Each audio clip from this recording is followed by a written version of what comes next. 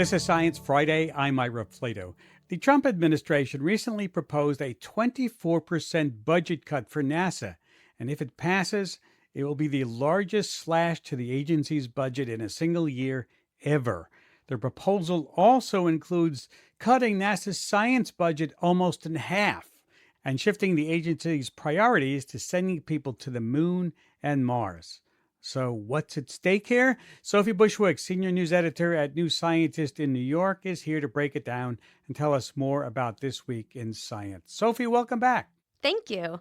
Now let's get right into this. What kinds of cuts does this budget include? What's on the chopping block here? So this budget would cut major NASA science programs. So, for instance, the sending of robots to other planets, like the rovers on Mars, would be in trouble. There's a mission to bring rocks back from Mars. That would be in trouble. There was a proposed space station around the moon that would be at issue. And closer to Earth, the International Space Station would lose funds to send astronauts there and to have research done.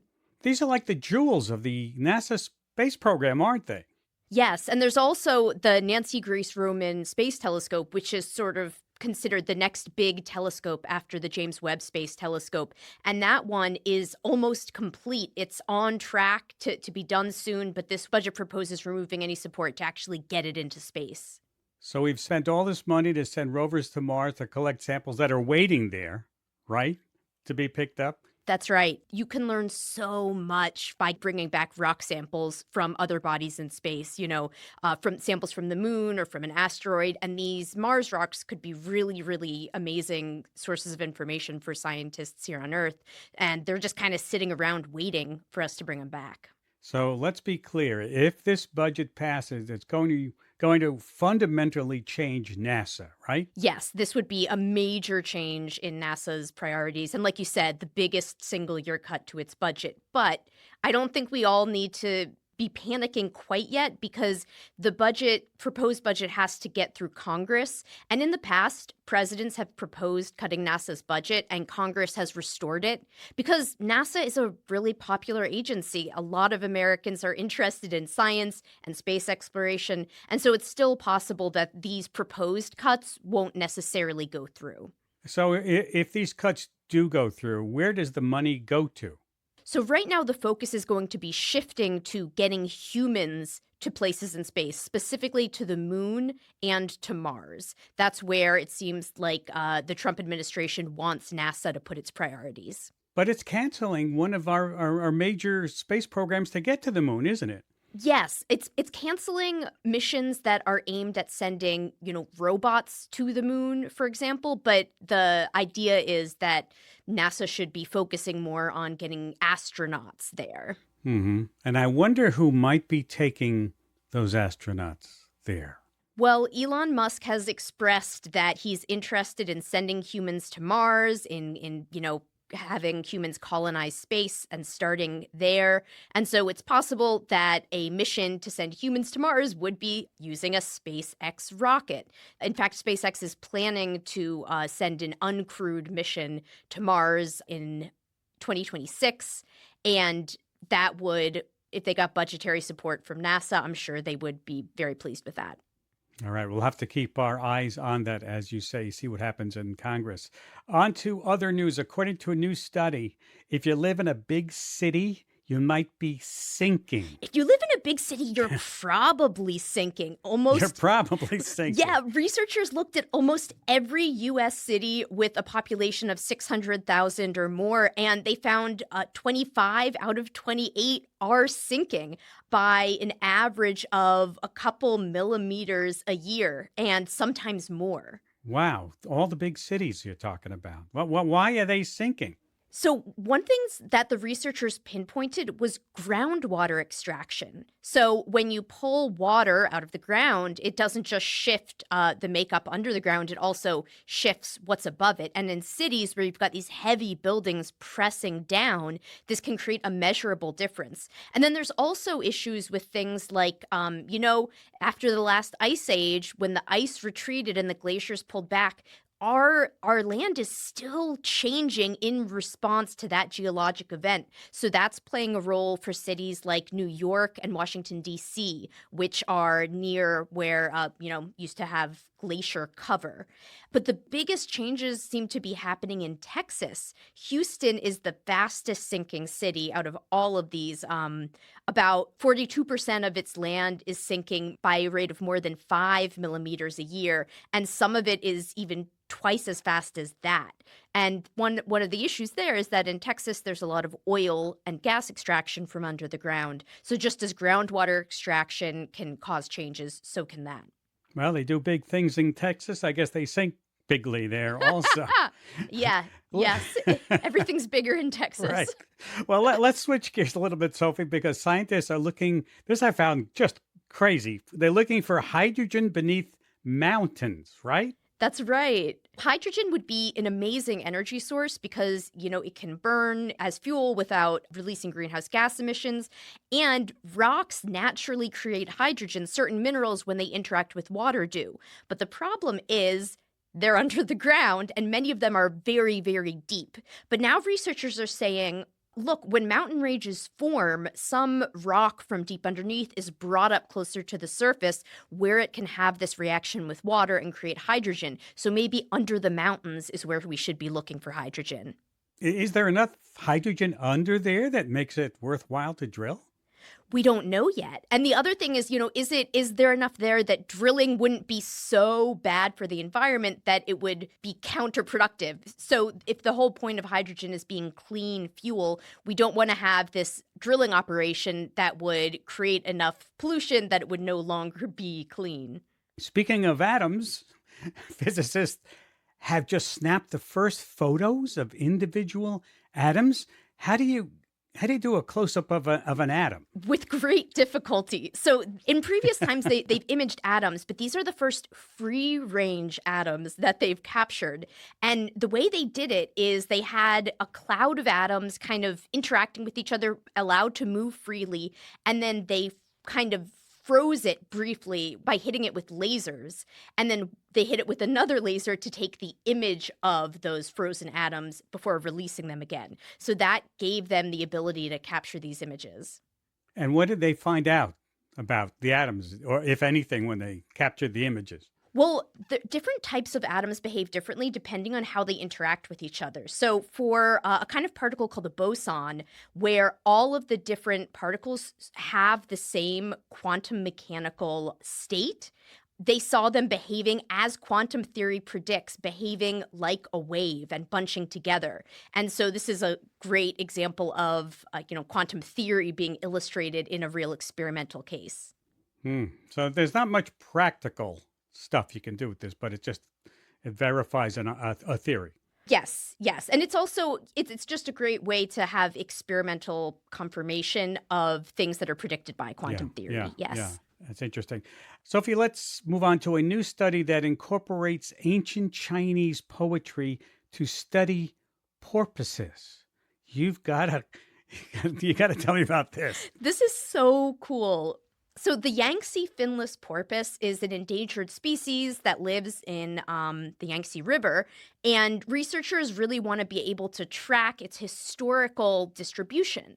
But the problem is, your historical records aren't necessarily talking about the porpoises there, but your poems are. Poems, you can track, you can say the person who wrote this poem lived in this specific area along this specific part of the river, and does their poem mention the porpoises? It turns out more than 700 do, and about half of those poems mentioned where along the river the porpoises were. And that gave the researchers an idea of the porpoises' historical range, which over the past 1,400 years, it seems to have shrunk by 65%. Wow. Have scientists used poetry like this before? In some cases, yes. Poetry can preserve a lot of information about an ancient culture, about the animals that were living in, say, ancient Greece. You can learn about that from reading an ancient epic poem. So this is not the first scientific use of poetry. Or looking at some of those Grecian urns also.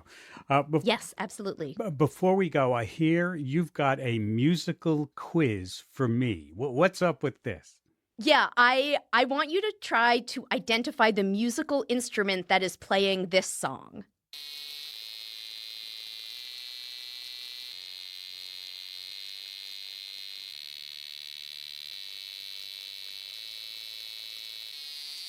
Whoa. Sounds like an ear hearing test. uh, No. What's playing that song? I give up. that song is being played on the bodies of cicadas. You mean they're teaching the cicadas how to play that song? No, researchers have transformed cicadas into cyborgs, and they're playing them the way you would play a musical instrument.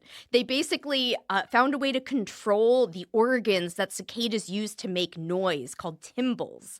And you've probably heard them during the summer making a racket outside. Right. Apparently, the frequency or the pitch of the sound that the cicada is making, it can be tuned by the frequency with which it's flexing this organ called the timbal.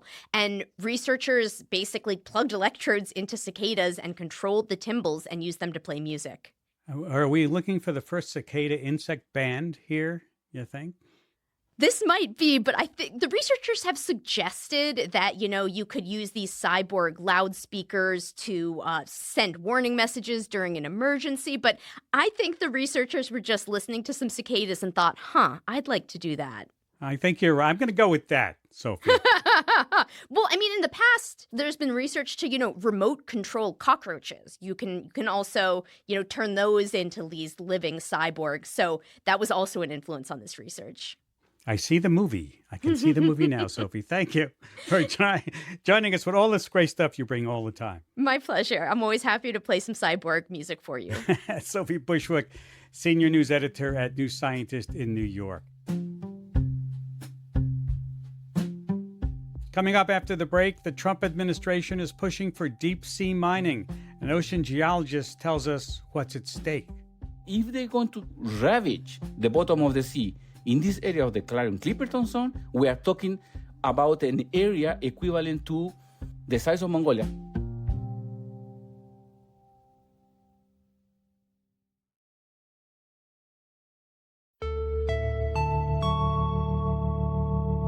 President Trump recently signed an executive order to fast-track deep sea mining. That would mean companies could dredge the seafloor to collect the nodules of cobalt, copper, rare earth elements, and other minerals down there, which can be used to make things like electronics, solar panels, and wind turbines. After the executive order dropped, a Canadian mining firm called the Metals Company submitted the very first application to mine in international waters, which the National Oceanic and Atmospheric Administration, NOAA, is now considering. This move has sparked a backlash from scientists and environmental groups and raised geopolitical concerns. Here to explain is Dr. Sandor Mulsow, marine geologist at the Austral University of Chile. Welcome to Science Friday. Thank you very much, Ira, and good evening or good morning. I don't know what time this will be on the air to all the people who are listening to Science Friday. Tell me why there's such pushback against this. What is the danger about collecting these nodules deep sea? The major danger, first of all, is they're not renewable. So once you take them out, that's it. Because every single nodule, it grows very slowly, a few millimeters per million years. So right now, the size of the nodules that we collect in average, they have maybe 10 to 20 million years old. So if you collect them, they're gone.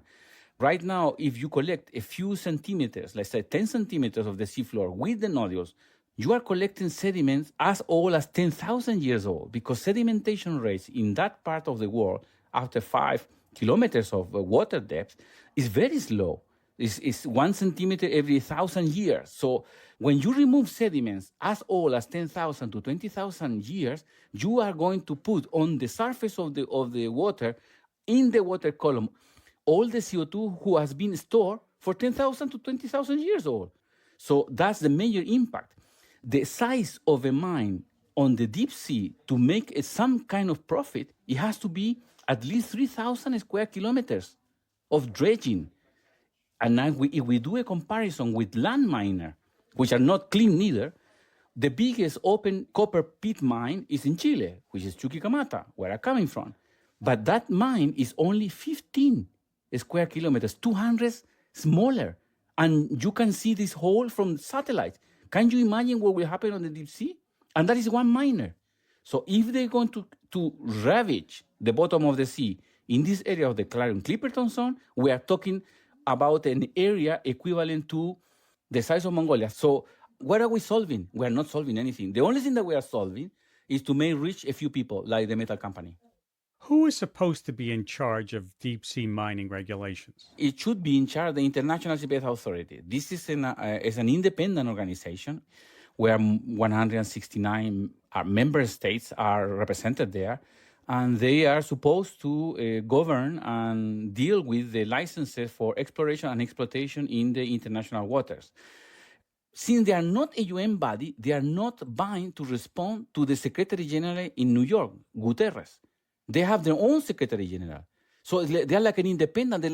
It's a very murky water. So unfortunately, the United States, they never ratify this UN clause, so they can do whatever they want in international waters, and they have their own agency to provide and govern this mine in international waters. As you just mentioned, it was NOAA.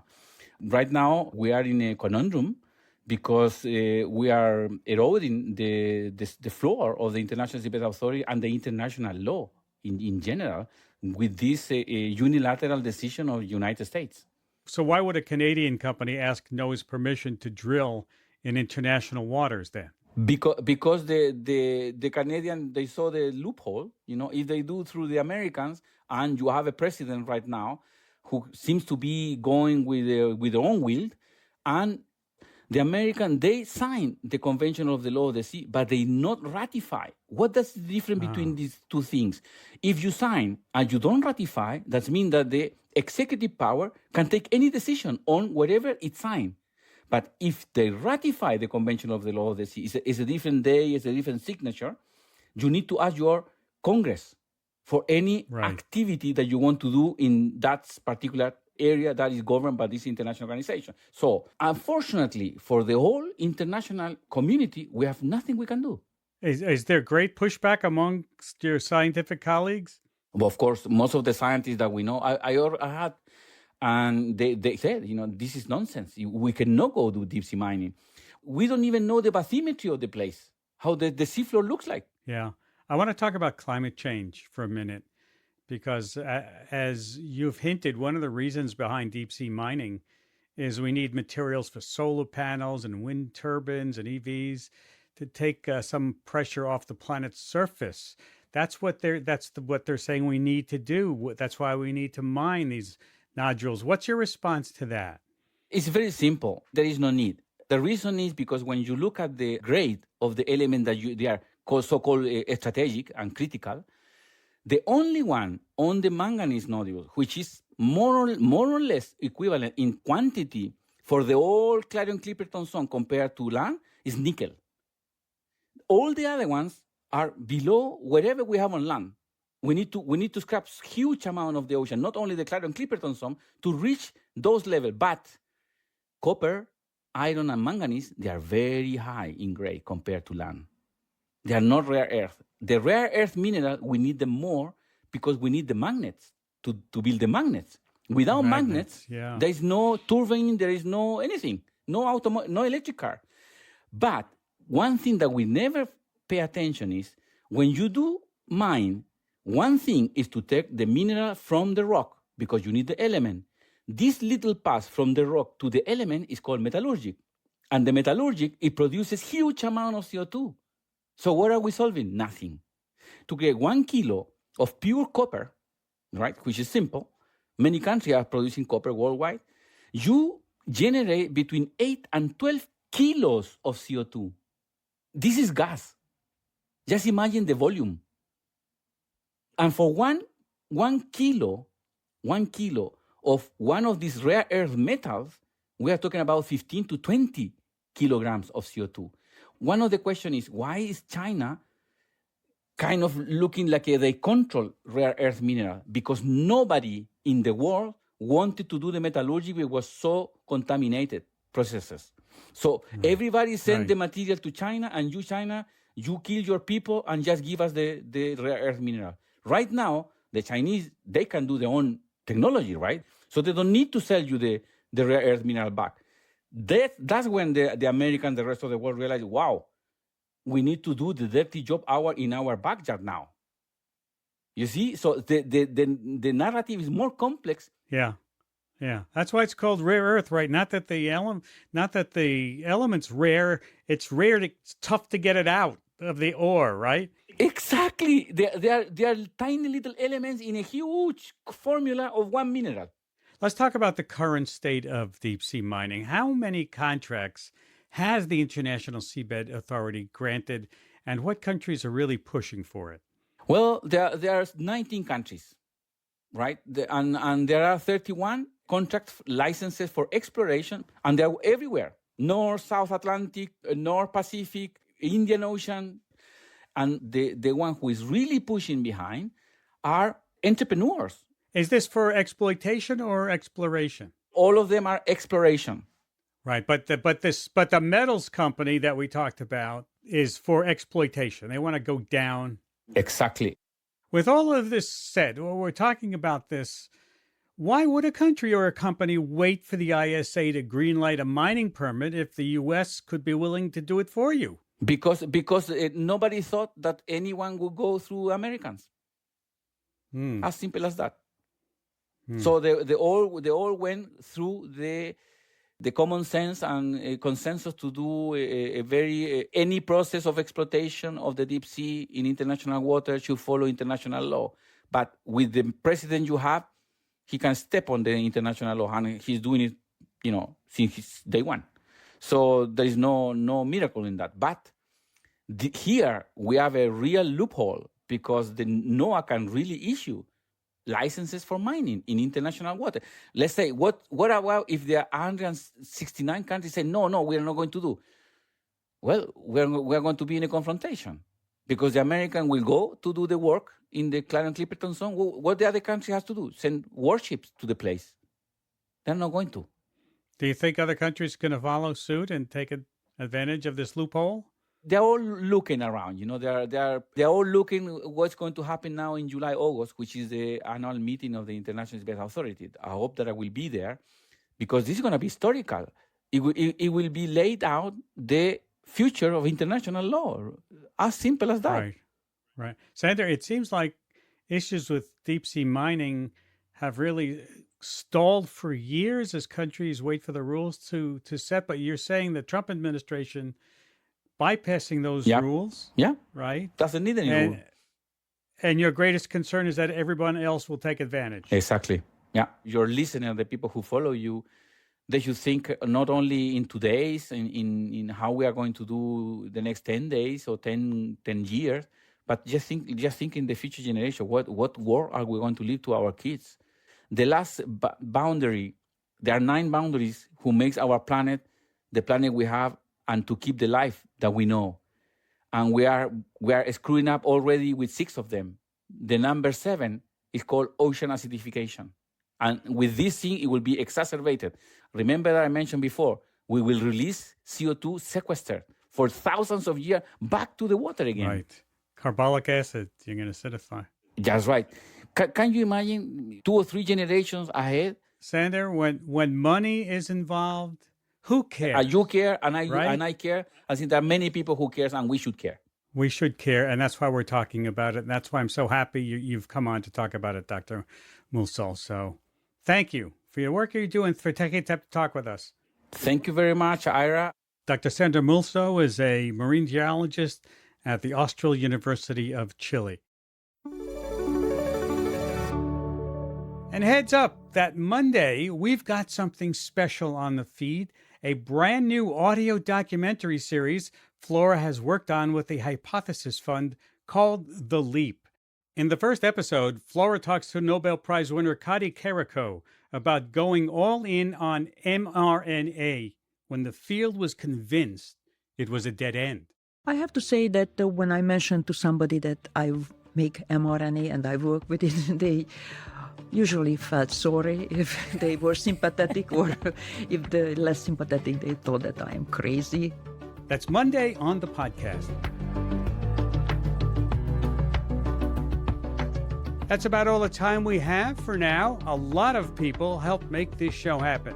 Shoshana Buxbaum, Beth Ramy, Danielle Johnson, Jackie Hirschfeld. I'm Ira Flato. Thanks for listening.